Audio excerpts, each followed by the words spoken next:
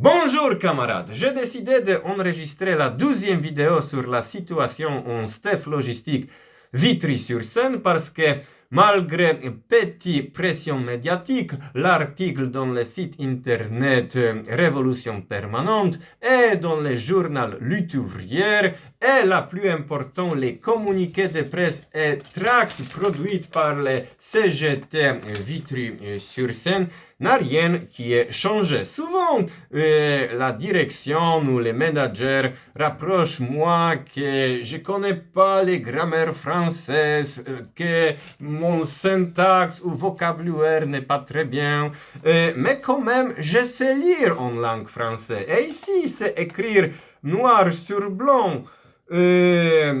Avec la CGT, nous exigeons l'annulation des convocations et des sanctions faites aux salariés et aux représentants du personnel. C'est écrit ici, mais malheureusement, la direction n'a rien compris. Mon convocation qui est prévue pour 29 janvier 2024 à 11h30 n'est pas annulée.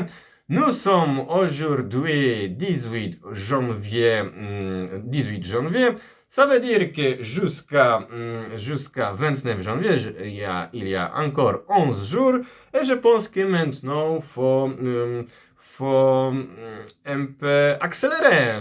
Peut-être, quand je suis salarié avec 9 ans d'expérience en STEF, j'ai beaucoup de trucs à dire. Ces vidéos, je pense, sera longue. Et s'il faut, je vais produire encore vidéos chaque jour jusqu'à 29 janvier, parce que la direction n'a rien compris. C'est écrit ici. Nous exigeons l'annulation des convocations. C'est tout. Bon, il y a d'autres raisons pourquoi j'ai décidé d'enregistrer la 12e vidéo. J'ai préparé quelques notes. Quand même, c'est plus facile maintenant de parler, pas comme je conduis en voiture. J'ai noté ici quatre raisons pourquoi j'enregistre la 12e vidéo. La première raison, c'est les demandes de les collègues avec qui je travaille en STEF, parce que les vidéos qui n'étaient pas adressées pour les salariés de STEF, surtout j'ai adressé cette vidéo pour les militants syndicalistes, militants extrême gauche, tous les gens qui sont solidaires avec la classe ouvrière.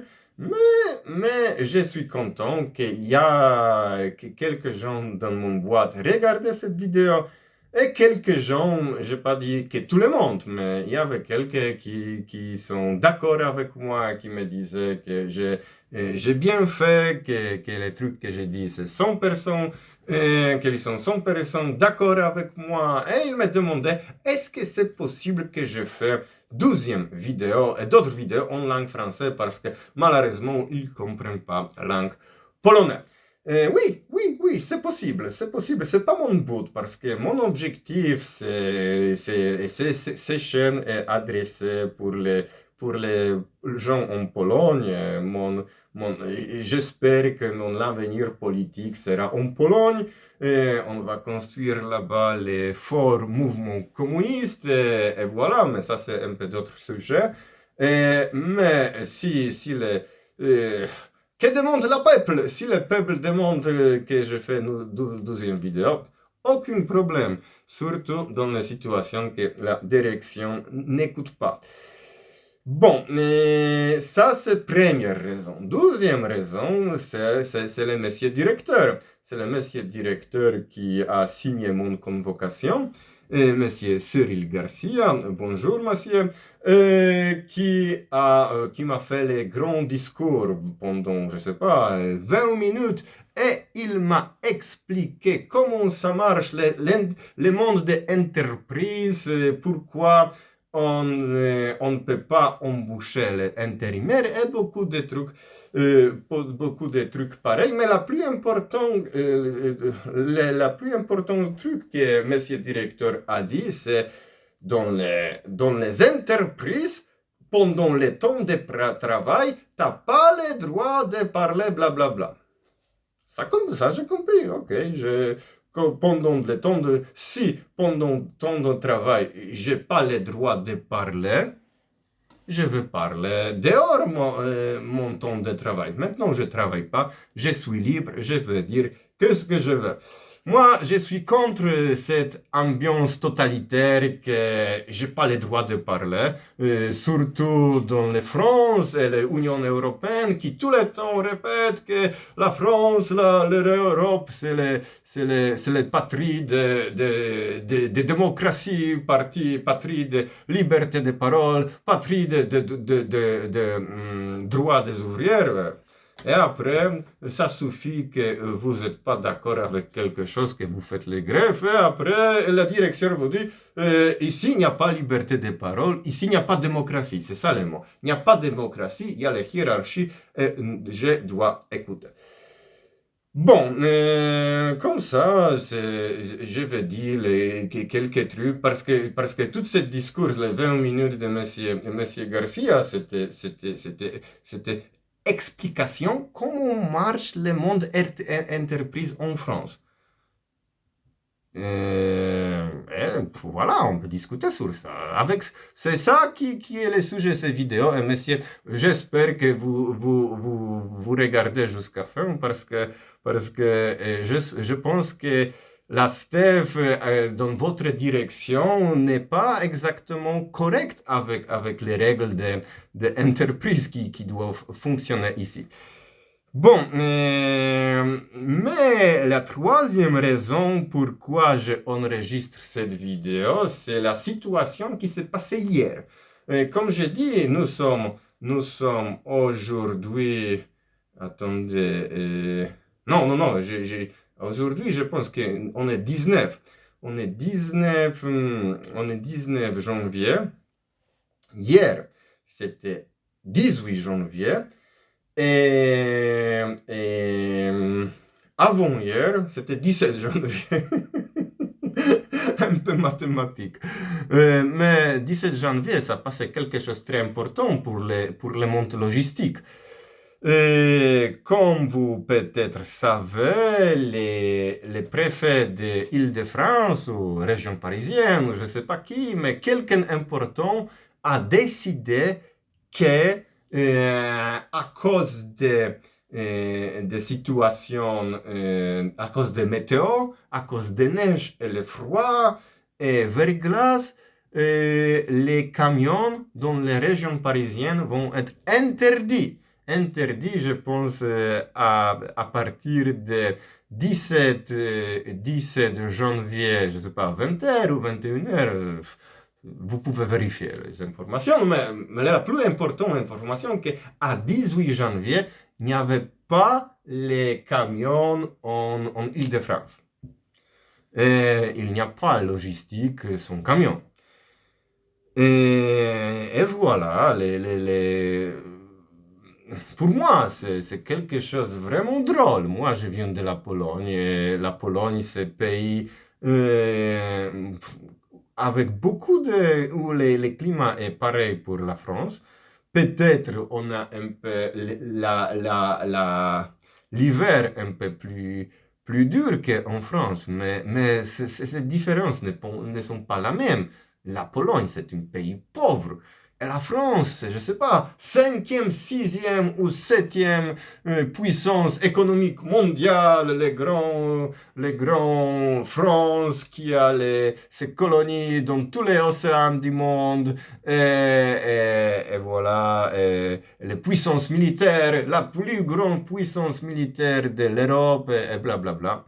Et ça suffit qu'il y a petit neige, et la température descend moins 0 et les régions parisiennes est paralysées. Franchement, c'est drôle.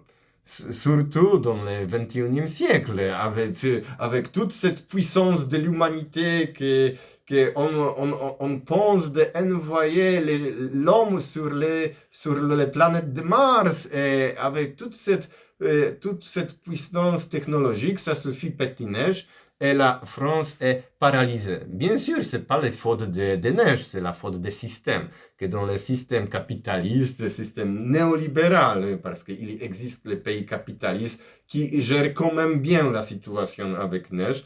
La France est dans le temps de Macron, mais je pense que cette contre-révolution néolibérale, ça a commencé longtemps avant Macron, dans le temps de Hollande, Sarkozy, Chirac, Mitterrand, tout ça. Mais franchement, les pays dans le même moment, les politiciens de France, le Bruno De Maire annonce dans les médias qu'on va détruire l'économie de la Russie. Et après, ça suffit petit neige et la France est paralysée. Et en Russie, il y a les neiges un peu plus grandes et les températures beaucoup plus bas et ce pays n'est pas paralysé économiquement. La France est paralysée. Mais ça, c'est un peu d'autres sujets. Le sujet qui est important pour moi, c'est comment cette question était gérée par cette logistique. Parce que c'est ça les thèmes de cette vidéo. Et comme j'ai dit, un peu moitié des personnels toujours présents à Steph Logistique Vitry-sur-Seine, ce sont les salariés intérimaires. Ce sont les intérimaires, les gens qui sont embauchés par les boîtes intérim pour les petits contrats de 5 jours. Bien sûr, cette mission intérim peut durer jusqu'à 6 ou 9 mois si quelqu'un travaille bien. Mais c'est toujours avec les missions qui durent une semaine. Et moi, je trouve, et toute cette convocation, c'était que moi, je ne suis pas d'accord avec le fonctionnement de la société où la moitié des gens, ce sont les intérims. C'est ça le sujet de mon convocation. Et je trouve que c'est pas bien pour cet intérimaire et c'est aussi pas bien pour tout le monde. Et je vais vous expliquer pourquoi. Mais d'abord, je veux dire pourquoi c'est pas bon pour les intérimaires.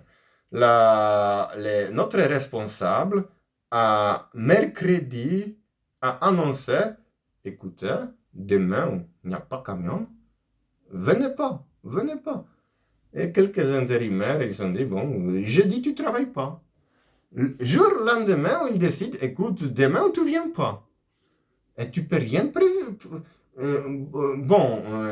Toujours ils disent, ah, ça c'est la flexibilité qui est bonne pour quelqu'un. Mais si dans le dernier moment, quelqu'un t'annonce que la prochaine journée, tu travailles pas, tu vas pas trouver d'autre boulot pour cette journée. Tu vas être les journées perdues sans d'argent. Et moi, je trouve, franchement, ça, c'est les scandales. Et j'ai décidé que non, on ne peut pas laisser ça comme ça, qu'il décide pour les gens, écoutez, demain, vous allez perdre votre argent, mais c'est pas tout, c'est pas tout. À mercredi, pendant la brief, ils ont annoncé que c'est peut-être 7 heures de boulot. Après, comme ils ont compris que les jeudis va être une journée faible, ils ont décidé que tous ces camions qui vont être annulés jeudi, ils vont partir mercredi. Et les mercredis, c'était les grosses journées. Grosse journée, on a travaillé, je ne sais pas, 9h30. Franchement, l'esclavagisme moderne, qu'un jour tu travailles comme fou 9h30 et un jour après tu ne travailles pas. Ça, je pense,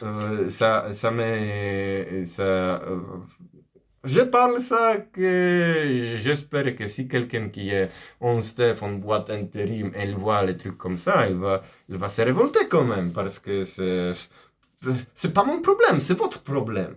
C'est votre problème si vous acceptez la vie comme ça, que jour de lendemain, les responsables ne viennent pas, ou reste 10 heures de boulot, ou 4 heures de boulot, parce que ça change. Et tu peux,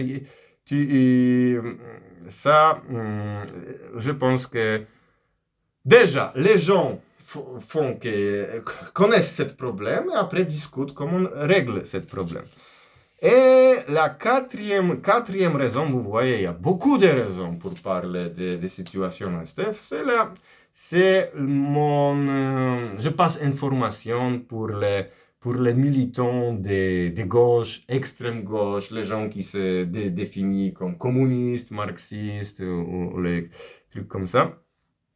Et parce que je trouve malheureusement qu'en France, les marxistes connaissent vraiment mal la situation des classes ouvrières en France. C'est ça un peu le problème, ils peuvent connaître les France, la littérature française, langue française 100 fois mieux que moi, mais malheureusement, ils ne connaissent pas bien la situation des classes ouvrières en France. Et je pense qu'il y a, on peut, bien sûr, c'est pas tout, il y a mais il y a les gens qui, franchement, et surtout maintenant, comme je parle des situations en STEF, ils sont gentils, ils me posent la question, qu'est-ce qu'on peut faire pour toi, quelle est la situation? Et je parle, et j'ai l'impression comme ils me regardent, et ils découvrent la nouvelle situation. C'est vrai? C'est en France, les trucs comme ça? Oui, c'est vrai.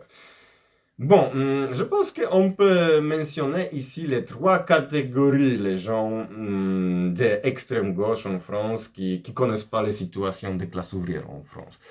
La première catégorie, ce sont les jeunes. Les jeunes, soit vraiment jeunes, adolescents, 18 ans ou un peu plus, soit les étudiants qui, parce qu'ils sont jeunes, soit ils n'ont jamais travaillé, soit ces expériences en travail est petit.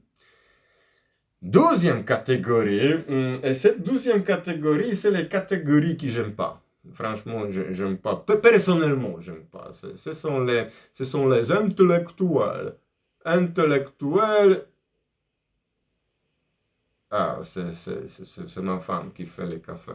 Et les intellectuels marxistes qui sont trop intelligents pour travailler comme les ouvrières, ils vont pas perdre son temps. Ils vont préférer d'étudier la théorie marxiste parce qu'il n'y a pas de révolutionnaire pratique sans révolutionnaire théorie. Comme ça, ils vont toute sa vie étudier la théorie révolutionnaire sans connaître la vie des classes ouvrières. Et avec ça, malheureusement, si tu ne connais pas les problèmes des classes ouvrières, tu ne peux pas être efficace pour organiser les classes ouvrières. Et ça c'est une des raisons pourquoi presque toutes les luttes des classes en France depuis 1995 sont perdues. Même avec les grosses mobilisations que, par exemple pendant les protestes contre les réformes des retraites, il y avait les mobilisations partout.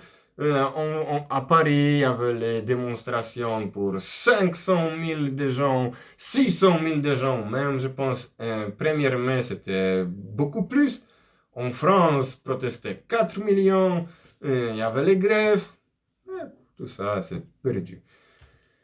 Bon, ça c'est un peu d'autres sujets. Pourquoi dans cette lutte des classes, c'est toujours les bourgeoisies qui gagnent. Pas toujours, nous on a gagné, Steph, mais c'était petit, on a gagné 50 euros et maintenant je suis convoqué. Les troisième catégorie, ce sont les anciens camarades, on peut dire, les camarades qui connaissent les communistes, qui ont l'expérience dans le monde ouvrier, qui souvent travaillaient comme les ouvrières, mais ils travaillaient au XXe siècle. Ils ne connaissent pas cette comment la technologie moderne a utilisé dans les entreprises pour efficacement exploiter les salariés. Et comme je parle de commandes vocales, comment on fait la préparation, que tout ça c'est enregistré. Ah oui, c'est vrai, c'est possible. Oui, oui, oui, c'est possible. La technologie, franchement, peut-être cette technologie pour, comment exploiter les salariés est vraiment bien faite. Après, il y a problème. Comment c'est possible qu'avec toute cette moderne technologie, ça suffit petit neige et la France est paralysée? Mais ça, c'est d'autres sujets.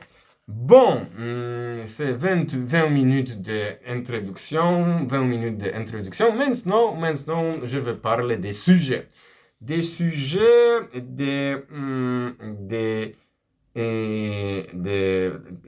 quel problème je vois avec les travail de intérim. Et d'abord, faut que je dise que j'ai 9 ans d'expérience dans les STEF et que je vais être précise parce que après quelqu'un m'a approché que j'ai en vain, que les trucs que je dis c'est pas vrai. Et comme ça, depuis octobre 2014 jusqu'à mars 2015, j'ai travaillé comme intérimaire en poste préparateur de commandes à Stef Logistique Vitry-sur-Seine. Pendant presque 6 mois, je travaillais comme ça. C'est pas nécessaire pour moi de parler d'autres. Je peux parler de mon propre expérience. Mais aussi, après, comme je travaillais comme embauché en CDI, je connaissais d'autres qui travaillent en boîte intérim. Et voilà. D'abord, monsieur directeur Cyril Garcia m'a expliqué comment ça marche le monde entreprise en France. Mais je pense qu'ils ne connaissent pas bien le monde entreprise en France. Parce que moi, je pense que dans la majorité des entreprises en France, il y a les règles que avant tu travailles, tu es formé. Ça, c'est les règles principales. Avant tu travailles, tu es formé. Que, par exemple, les boîtes comme Air France, si Air France embauche les pilote d'avion, ou contrôleur d'avion, ou n'importe qui, il doit être formé. Il doit être formé, il doit connaître son boulot. Moi, je ne peux pas imaginer une situation que je entre dans l'avion et je me retrouve avec les pilotes qui connaissent pas son boulot. Franchement, c'est dangereux. Et ça c'est la règle universelle dans toutes les boîtes. N'importe quelle boîte, avant que tu commences le boulot, tu dois être formé et tu dois avoir, je sais pas, soit finir école, l'étude, soit les petites formations, mais quand même, il faut que tu aies quelque chose, que certificat, les papiers, que tu es compétent dans les domaines que tu dois faire. Mais pas en STEF. Cette règle n'est pas appliquée en STEF. Et franchement, c'est dangereux. C'est dangereux pour nous tous, comme les clients. Moi, quand même, les STEF,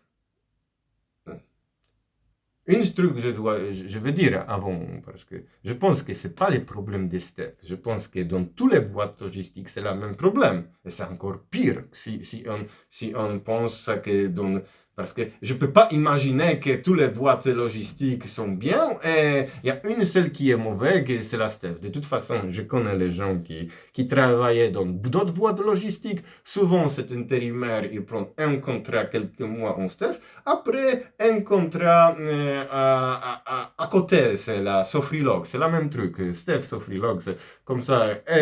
6 mois ici, 6 mois là-bas. 6 mois ici, 6 mois là-bas. Ils disent les mêmes problèmes sont là-bas aussi. Et Steph Logistique fait les services pour les grands clients alimentaires, par exemple Picard Magasin, ou par exemple pour GMP, Grand Moulin de Paris. Et Grand Moulin de Paris approvisionne les boulangeries dans les trucs congelés, les baguettes congelées, les croissants congelés, les pains au chocolat, tous ces trucs.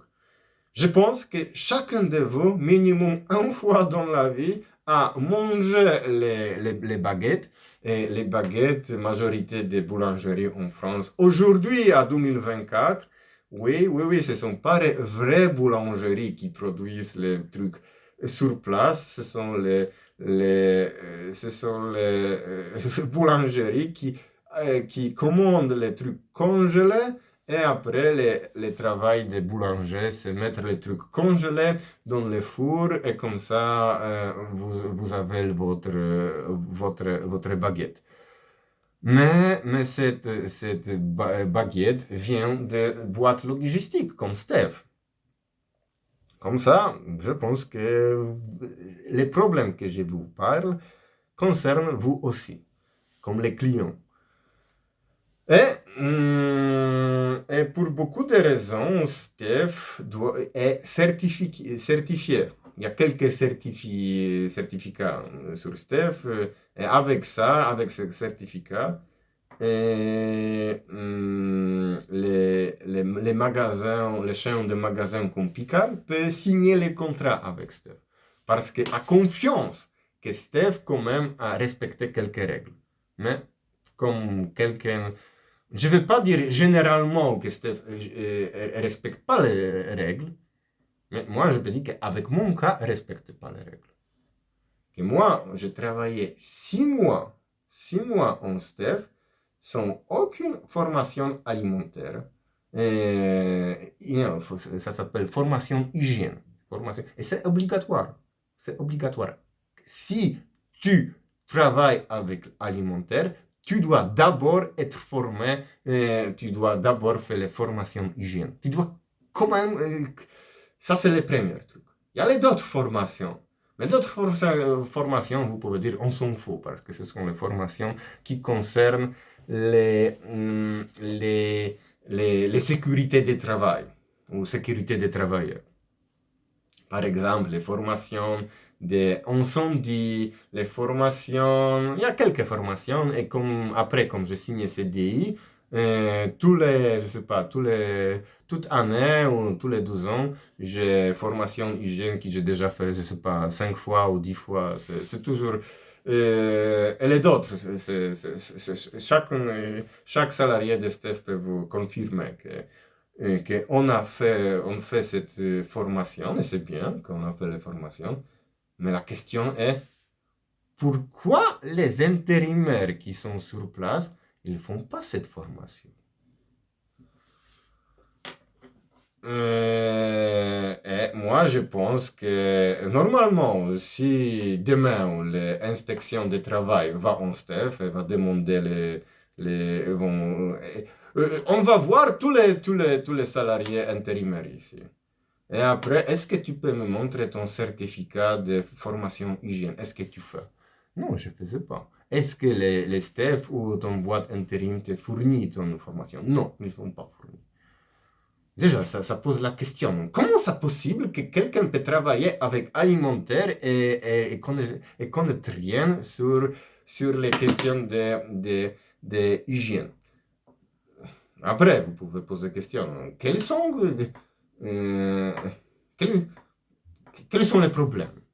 Bon, il y a comme quelqu'un qui travaillait 9 ans en Steph. Moi, je peux vous donner quelques exemples, mais bien sûr, cet exemple beaucoup, beaucoup plus. Et bon, peut-être premier exemple qui la faute qui on peut trouver souvent à Steph, c'est la préparation, c'est la préparation des commandes où les gens font les palettes. Moi, je fais les rôles, mais il y a les préparateurs qui font aussi les palettes. Il utilise les tire-palettes. Et majorité de ces tire-palettes à Steph, ils n'ont pas les trucs pour mettre les films. Et parce que les salariés et les intérimaires ne savent pas, ils mettent les films dans les seuls endroits où c'est possible dans cette chariot. Sur les batteries, batteries de ces chariots. Qu'est-ce que c'est dans les batteries? Bon, je ne sais pas, mais tout le monde sait que les batteries, ce sont les trucs toxiques. Je sais pas, l'huile, d'autres trucs. Et vous voyez qu'il y a qu'il y a le préparateur qui marche dans les chambres froides avec son tire-pale. Et dans les batteries, il y a les films. Et sur les batteries, il y a les films. Et après, il prend cette film avec toute cette huile, toute cette merde qui est là-bas. Et il finit les palettes. Et il filme avec cette film toxique.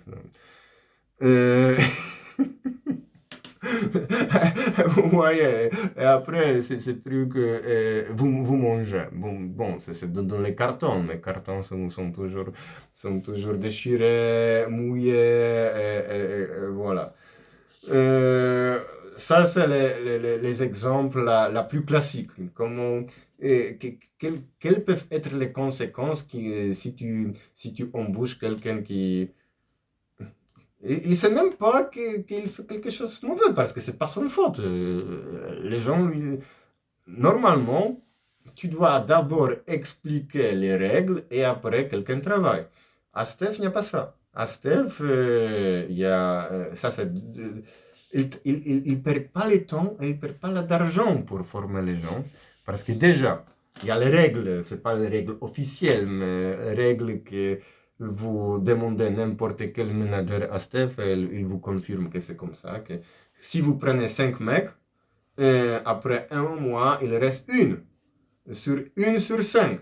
Parce que deux vont partir toutes seules parce que non, non, c'est froid, non, non, c'est fatigant, non, non, la condition de travail n'est pas bonne. Les deux sur 5 vont partir toutes seules. Et les 2 sur 5 vont partir parce qu'ils ne sont pas suffisamment rapides. Si tu ne fais pas les moyennes 165 colis par heure, tu es viré, c'est tout. Comme ça, pour eux, dans les logiques, dans cette stupide logique de capitalisme,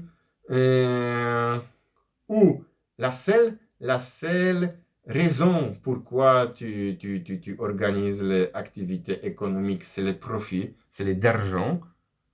Tu ne perds pas d'argent pour former les gens. Parce que après, tu poses la question. Bon, je vais former cet mec, je vais faire lui 5 formations différentes, et sur la fin, il va entrer dans le froid, et il va dire non, non, c'est pas pour moi, non, non, on ne va pas payer. Euh, ça, ça faut comprendre, parce que moi, j'ai rien personnellement contre la direction de Steph. Je trouve même que le monsieur Garcia est gentil. Je connais d'autres directeurs qui étaient avant lui. Je pense que si on compare lui avec d'autres, d'autres étaient plus méchants, je peux dire. C'est le système qui est mauvais. C'est le système qui marche comme ça. On va changer un directeur pour d'autres, un manager pour d'autres, mais la système où c'est le profit qui est le plus important, ça, ça va produire cette pathologie que les gens travaillent avec alimentaire et ils ne respectent pas les règles parce qu'ils ne connaissent pas les règles. Bon, maintenant je peux dire les trucs un peu plus dangereux que ça. Ça, c'est mon expérience comme quelqu'un qui travaillait 6 ans en réception en staff logistique Vitry-sur-Seine. Et je pense que c'était entre mars 2016 jusqu'à mars 2022. À peu près comme ça. 6 ans, j'ai travaillé en réception. Et réception, les normes en réception sont beaucoup plus dures qu'en préparation. Cette responsabilité est beaucoup plus grande. Et moi,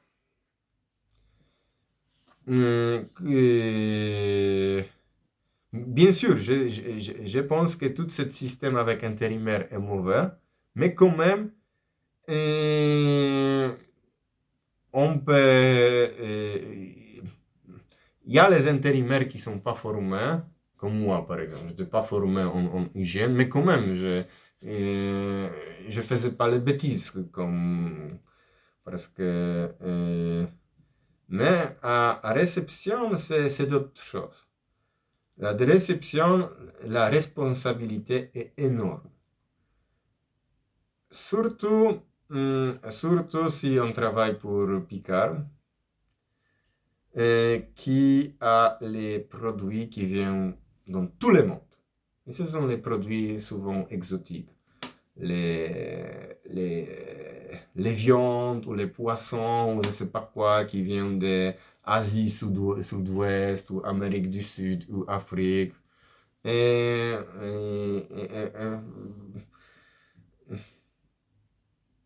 Toute cette histoire, par exemple, avec le Covid, qui est Covid-19. Il y a les rumeurs que ça commençait parce que, je ne sais pas, les serpents mangent chauve-souris ou quelque chose comme ça. Que les trucs, les problèmes alimentaires provoquaient les épidémies qui après paralysaient tout le monde. Les trucs alimentaires, on ne rigole pas. Si tu manges les trucs qui ne sont pas bons, tu peux mourir. Déjà, hier, j'ai entendu un discours, je ne sais pas qui, mais il a dit que maintenant, depuis 1 ou 12 ans, à cause de cette stupide politique néolibérale en France, la mortalité infantile en France est plus grande que la mortalité infantile en Russie. C'est ça.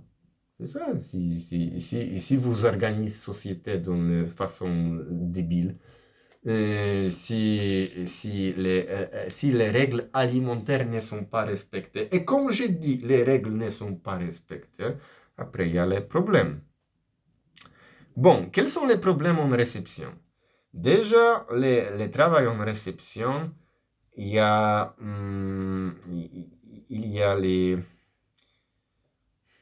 quelques problèmes. Quelques problèmes les plus importants, je pense. Premier problème, mais tous ces problèmes sont provoqués à cause qu'il y a trop de boulot. Comme il y a trop de boulot, la contrôle des réceptionnaires n'est pas correct. C'est à peu près comme ça. Par exemple, dans les mois de mai, juin, juillet, août, les mois avec grand chaleur, et les chaleurs qui avec chaque année montent, ce problème avec chaque année est plus grand. Comment ça, quelle est la réponse des marchés capitalistes pour les chaleurs? La réponse, c'est que les gens commandent plus de trucs froids. Par exemple, glace.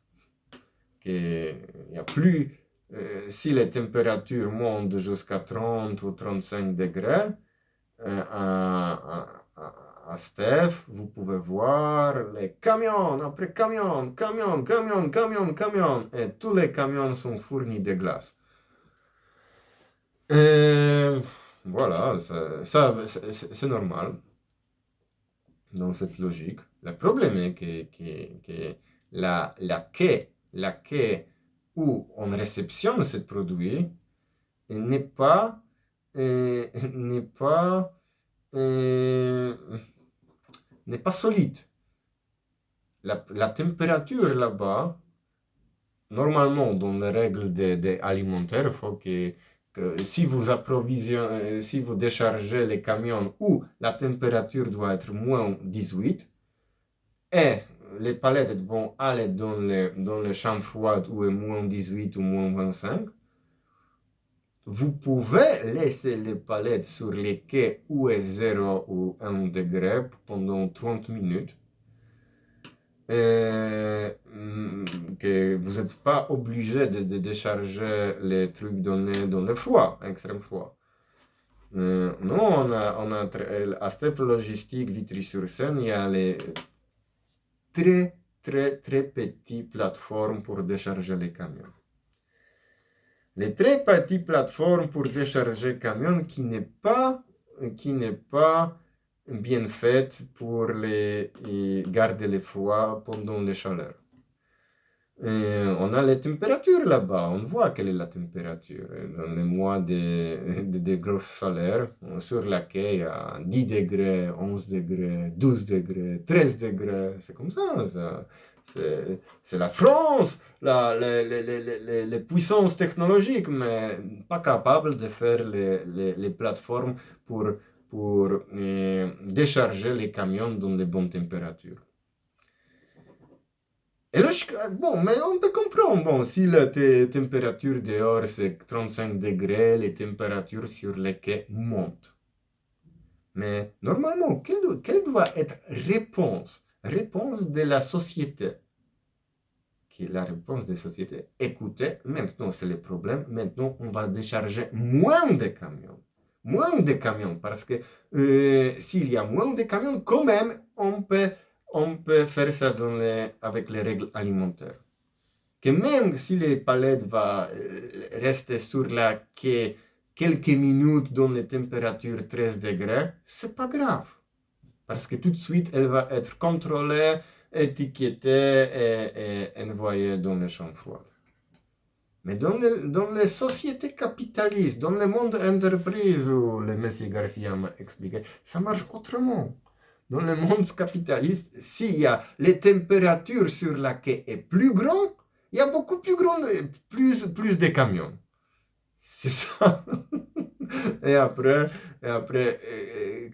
quelle est la fin de cette histoire? La fin de cette histoire, c'est que tous les quais est blindé avec les palettes, parfois 50 palettes ou plus, qui restent, qui sont contrôlées et envoyées dans le froid. Mais parfois, il y a les problèmes techniques ou les d'autres, on n'a pas fini les contrôles et les températures. Et si il y a les règles alimentaires que palette peut rester sur la quai 30 minutes avec 0 degré, après c'est la question, combien de temps les palettes peuvent rester avec les températures 11 degrés ou 12 degrés? Je sais pas, peut-être 20 minutes, peut-être 15 minutes, mais de toute façon, ce temps est vraiment petit. Et on voit ça suffit après, on sort les glaces, et ces glaces, c'est décongelé, c'est l'eau, c'est pas les glaces. Souvent, peut-être, quand vous avez acheté quelque chose congelé, vous regardez les photos sur les cartons, oh, c'est très très joli. Vous sortez des cartons, c'est n'importe quoi. et c'est n'importe quoi parce que les procédures ne sont pas bien faites. Et moi, j'ai vu beaucoup des exemples. C'est même pas, de beaucoup de cas, c'est que beaucoup de palettes restent sur la quai beaucoup plus que 30 minutes. Et voilà. Et après, vous pensez, bon, on a fait la faute. La Steph fait la faute, on a déchargé les camions, on a laissé les palettes pour décongeler, et on a assumé, c'est notre faute, et on va détruire ce produit. Non, les produits ne sont pas détruits. Les produits sont allés dans les chambres, congelés encore une fois, et après, ça allait chez vous, et vous mangez ça.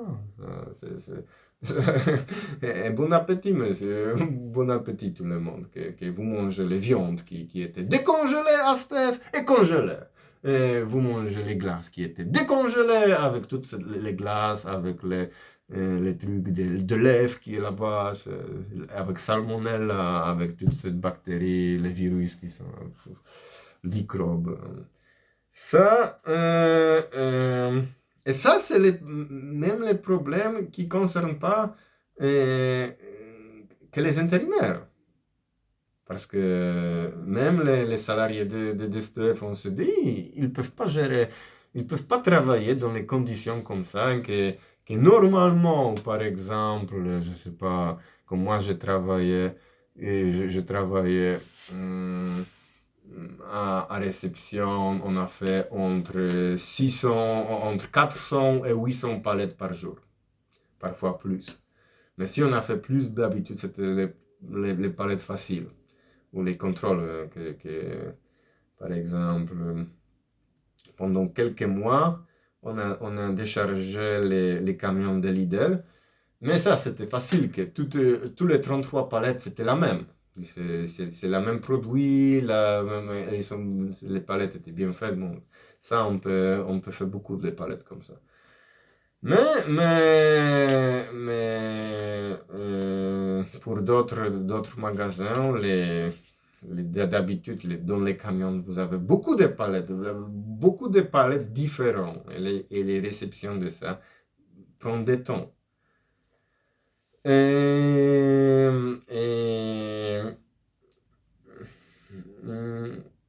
même si vous avez toute cette formation hygiène et vous connaissez quels sont les risques, quels sont les risques sanitaires que les produits est décongelés et après les gens vont manger ça. Et même si vous savez, vous faites cette faute parce que c'est impossible. C'est impossible, surtout dans les STEF où la déchargement, c'est entre 3 heures du matin et 20 heures ou 21 heures, 22 heures, 23 heures même. Moi, quand je faisais l'après-midi, je restais à STEF souvent jusqu'à 22 heures ou plus. Je faisais beaucoup des heures sup pendant 12 ans, pendant le Covid. Je travaillais beaucoup, je même gagnais beaucoup d'argent. C'était positif, mais après, je ne pouvais plus parce que ma femme n'était pas contente que je travaille beaucoup et je rentre comme elle dort déjà. Mais si vous ne respectez pas les règles, quelles peuvent être les conséquences? Les conséquences sont qu'il y a les managers qui travaillent en STEF, ils travaillent entre à peu près 9 heures jusqu'à 16 heures. Et oui, parfois, quelqu'un de direction, de manager, vient à réception et regarde, oh, oui, pourquoi vous faites pas ça comme ça, ou pourquoi vous ne faites pas ça, d'accord. Il quand même essaye de mettre les trucs dans les ordres. Mais tout le monde sait qu'à 16h ou 17h, ils sont partis. Et après 17h, il n'y a aucun manager à Steph. Ou même s'ils sont là, ils sont occupés d'autres choses. Parce que déjà, s'ils restent jusqu'à 17h, ça veut dire qu'il y a le problème. Faut accélérer parce que les temps, c'est d'argent. Faut rentrer à la maison. Et ça, c'est le moment que aussi les gens qui travaillent à réception, ils voient. Putain, c'est déjà 18h et il y a encore 5 camions. Et ma femme m'attend, ou il y a le match à 20h, ou je sais pas quoi. Il y a toujours bonne raison pour finir le boulot plus tôt. Et, et, et je vais pas le dire les détails parce qu'après, peut-être, de toute façon, les gens peut-être vont regarder ça. Mais je peux dire que avec mon expérience personnelle, je peux dire que les normes de travail après 18 heures sont différentes qu'avant 18 heures. Euh, je pense que la plus importante et les exemples la plus importants ici, c'est les questions de température des camions. Parce que nous, en réception, on doit vérifier les températures des camions. Et les camions, on peut diviser à 3 catégories. Il y a une catégorie, les camions bons. Et déjà, vous entrez dans les camions, vous voyez que c'est froid, qu'il n'y a aucune... euh, vous sortez le thermomètre, même pas piquer les palettes, déjà vous voyez que le thermomètre descend jusqu'à -20, -22. Voilà. Il y a les camions que vous pouvez refuser tout de suite. Que vous ouvrez les camions, vous sentez que c'est la merde, que c'est pourri, que vous mettez les températures chez -12, -3. Mais c'est rare les camions comme ça. D'habitude, il y a les camions où le problème avec les camions, c'est que les températures, ce n'est pas -18, mais par exemple -15, -14. Et c'est le problème parce que vous mettez les thermomètres, les températures baissent, mais ce n'est pas baisse suffisamment pour commencer le déchargement. Et vous signalez, écoutez, monsieur, il y a les problèmes avec les températures dans les palettes. On ne peut pas décharger. Et dans la logique, si on travaille pour les sociétés, pour les gens, normalement vous voyez que les températures n'est pas bien, vous prenez les tampons, refusez, dégage. Et c'est vite fait. Malheureusement, pendant 6 ans de travail à réception, j'ai vu vraiment, vraiment rares situations comme les camions étaient refusés.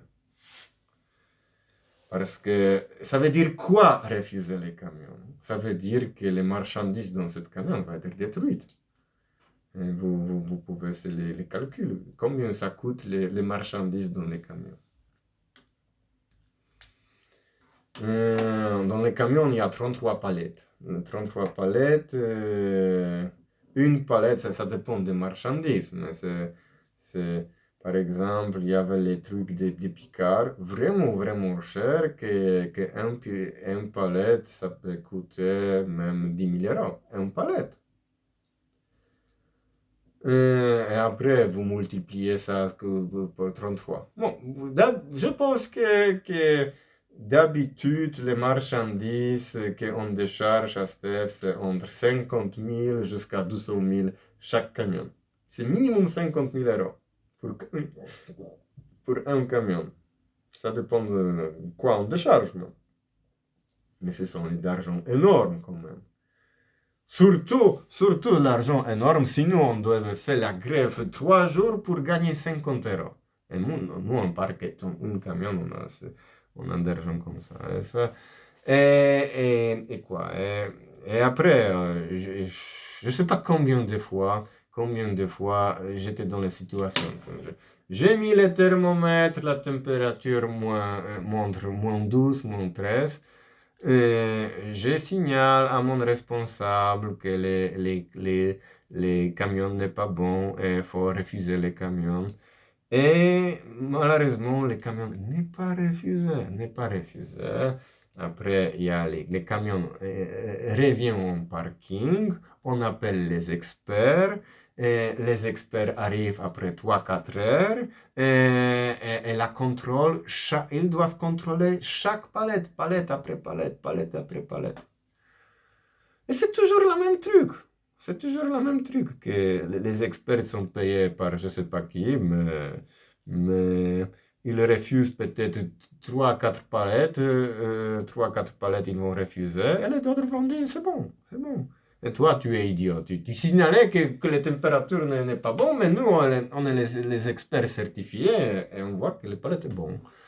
Et bon, peut-être 2 3 palettes ils vont détruire, mais les autres ils vont décharger. On va décharger,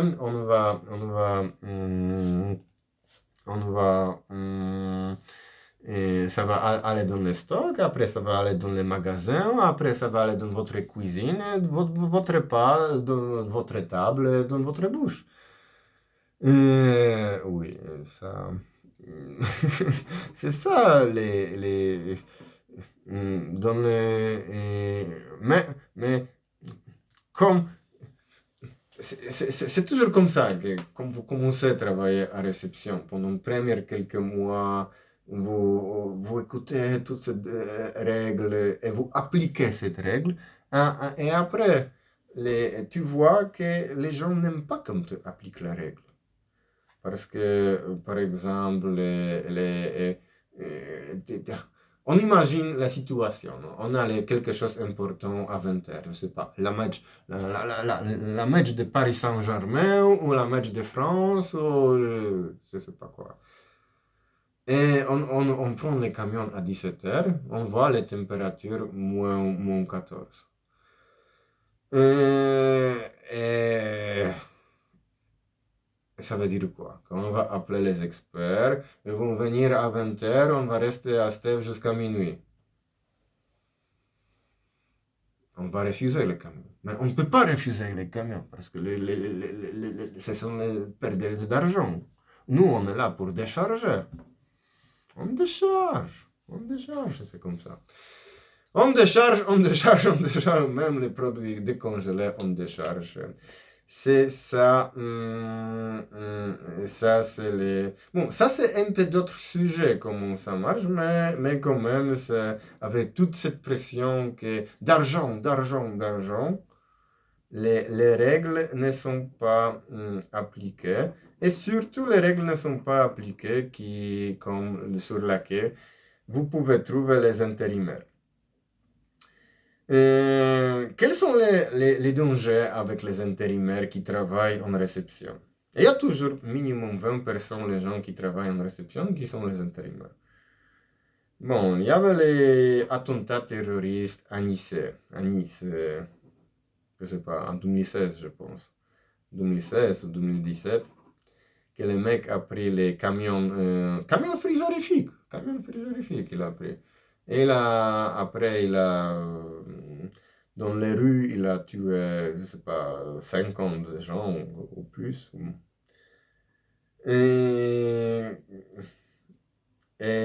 à Steph, la règle, bon, c'est la règle dans toutes les boîtes logistiques que les chauffeurs, quand ils garent son camion à quai, ils doivent donner ses clés à quelqu'un qui va décharger le camion.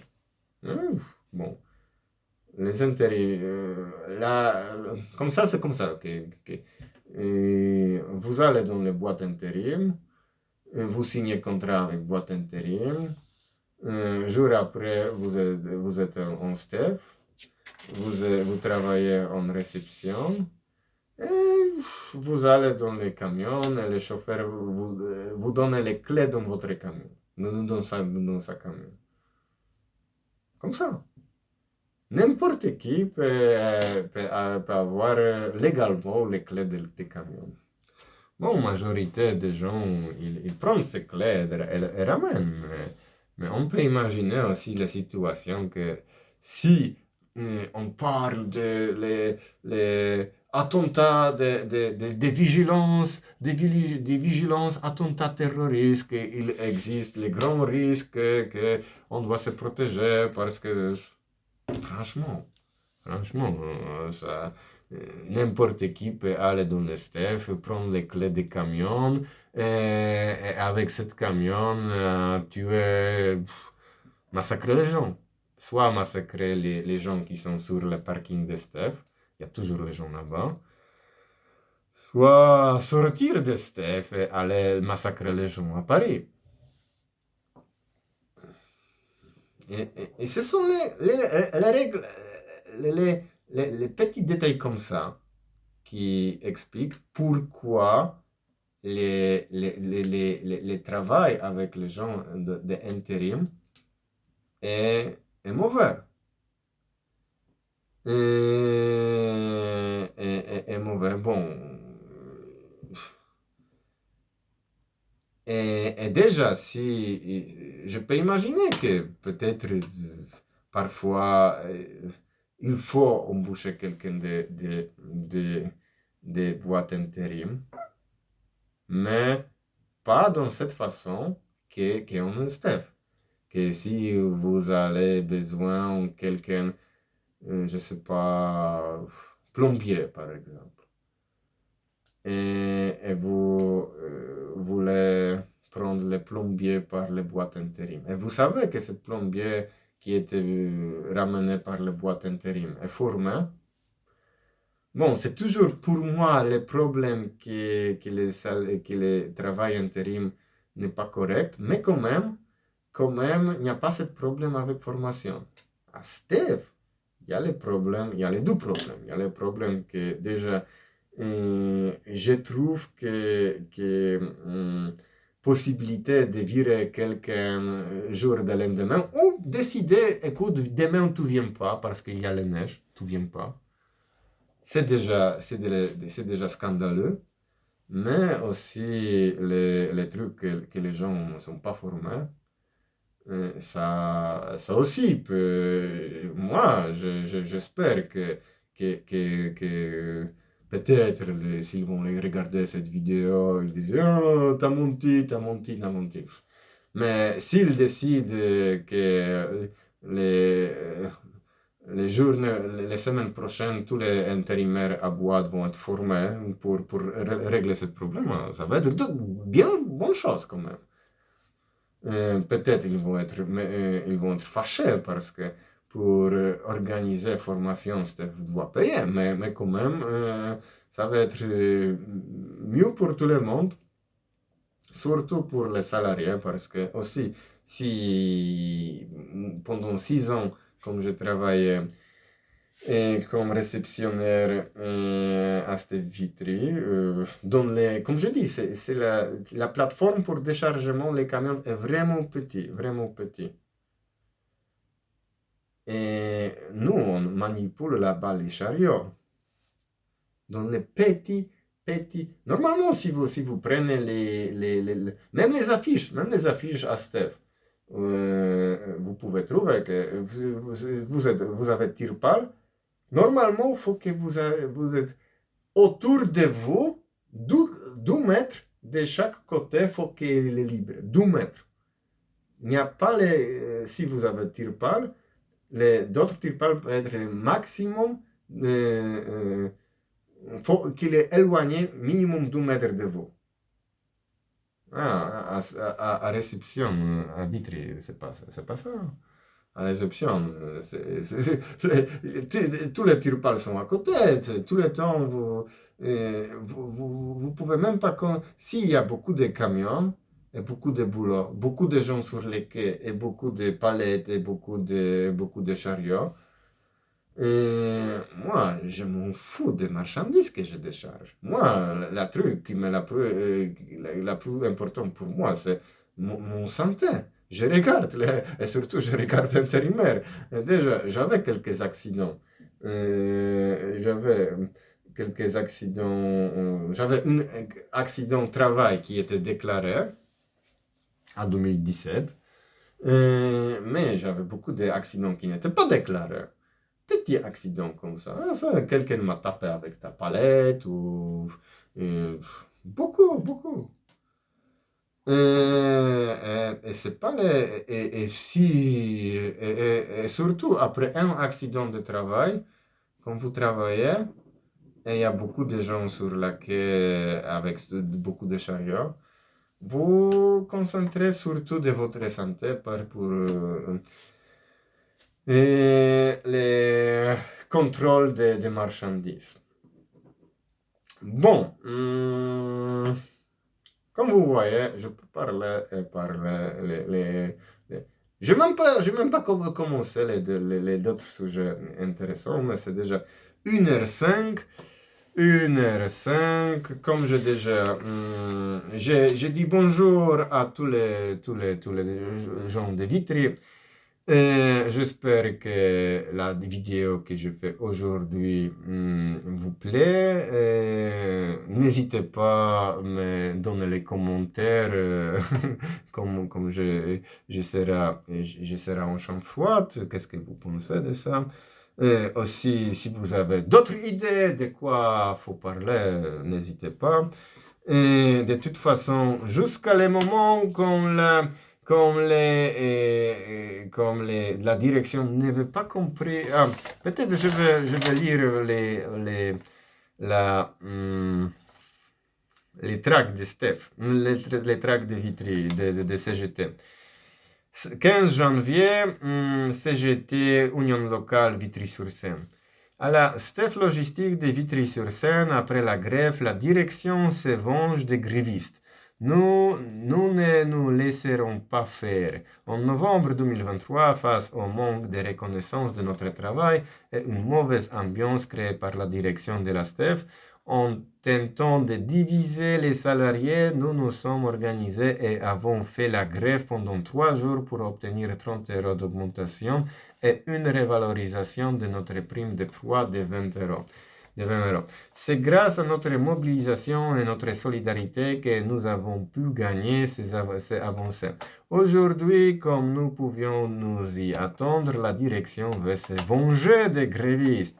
Convocation, menaces et tentatives de déstabilisation, voilà ce que les directeurs de la STEF mettent en place autour des grévistes. Tout cela est fait sur des motifs non réels et sérieux. La CGT dénonce les comportements de la direction qui met en place une sévère répression syndicale contre les camarades de la CGT et leurs représentants. Et pire, ces sanctions et menaces interviennent qu'en janvier, après que nous ayons fait les chiffres pour le mois de décembre, les plus gros de l'année. Maintenant que les grosses opérations sont passées, la direction n'a honte de rien et veut se venger. S'en prendre aux salariés grévistes, c'est la volonté de l'entreprise de nous faire taire et de nous empêcher de nous mobiliser pour améliorer nos salaires et nos conditions de travail. Nous ne nous laisserons pas faire et nous vous appelons à rejoindre le CGT pour enfin gagner le respect et organiser les actions nécessaires. Avec la CGT, nous exigeons l'annulation des convocations et des sanctions faites aux salariés et aux représentants du personnel. Voilà, et c'est le tract. Jusqu'à un moment où mon convocation ne sera pas annulée, je pense que je vais parler. Je vais partager. Le communisme, c'est partager les trucs que j'ai. Moi, j'ai beaucoup de trucs à partager. Et bon, mais voilà. Aussi, la dernière mot, j'adresse pour les camarades qui s'intéressent de cette situation, qui me soutiennent, qui me posent la question dans la dernière jour, qu'est-ce qui se passe? Quel est, non, on ne sait pas. Les Steph, c'est les grandes boîtes. On est même si je suis à travail, je suis occupé de mon travail. La communication entre les salariés, c'est compliqué. Ça,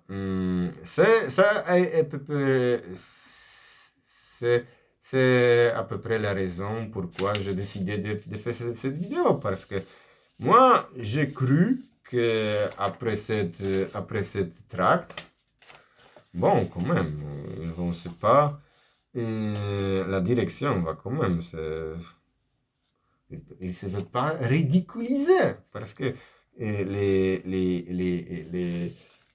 les convocations des grévistes pour utiliser, je ne sais pas, un gros mot ou d'autres gros mots, franchement, c'est ridicule. Je n'ai pas appelé je sais pas, des meetings, des blocages, de tout ça, parce que moi, j'avais dans la tête que non, c'est pas possible. Que on va quand même montrer notre solidarité, qu'on est là, on est prêt de faire les trucs plus grands, mais ils n'ont rien compris, franchement. Tout le temps, ils se présentent comme les gens intelligents. On a bac plus 5, on a fini les études, on est... Et après, ils ne comprennent pas que dans cette guerre, moi, je suis dans cette boîte depuis 9 ans. C'est pas que c'est mon volonté. Je, j'ai pas envie de rester dans cette boîte, mais aussi, c'est pas facile de partir comme ça. Les lois de travail en France, c'est vraiment contre les salariés. Que si je quitte la STEF comme ça, je reste avec rien. C'est à peu près. Mais et avant, une manager, par exemple, ça fait 2 ou 3 ans. Je même pas souviens son nom. Mais pendant la brief, je parlais quelques trucs comme ça, comme aujourd'hui, mais plus court. Et il a dit, toi, tu es lâche. Et si tu n'aimes pas les Steph, quitte la Steph, tu vas trouver d'autres boulots comme ça. Mais si tu restes ici, tu pars l'acheter parce que tu n'as pas le courage de partir. Dans le capitalisme, il faut avoir le courage courage de partir. Non, mais ça